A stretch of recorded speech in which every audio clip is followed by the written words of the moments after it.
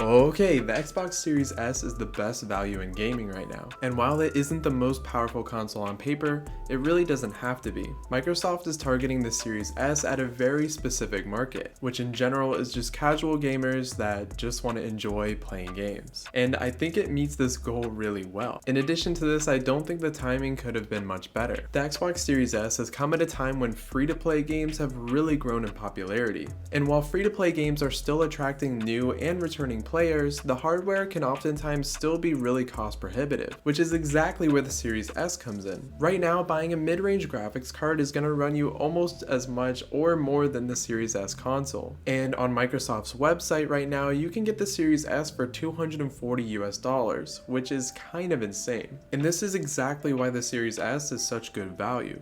You're getting fast SSD speeds, which is something that's been pivotal this console generation.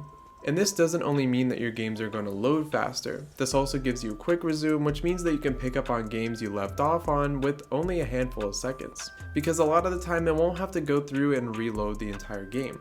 In addition to this, you can get up to 120 frames per second on some titles, albeit this is really only at 1080p and sometimes lower, but most people will have 1080p monitors anyway, so I don't really think this is a huge deal.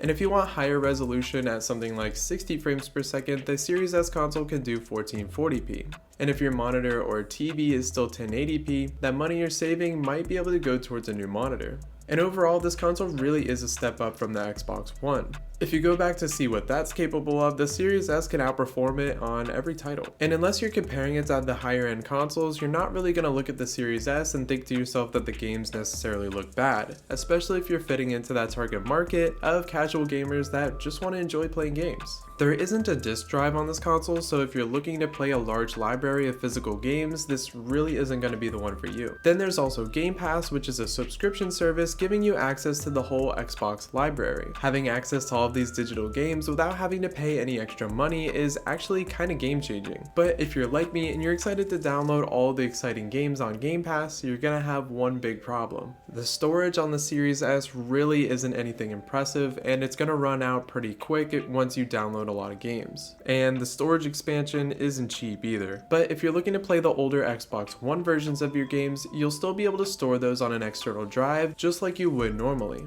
So if you know that your monitor or TV is 1080p and you have a select few games you want to play, the Series S is going to be a great console for you. It isn't going to be up to the performance of the higher end consoles, but that might not even matter. But I really want to know what you think.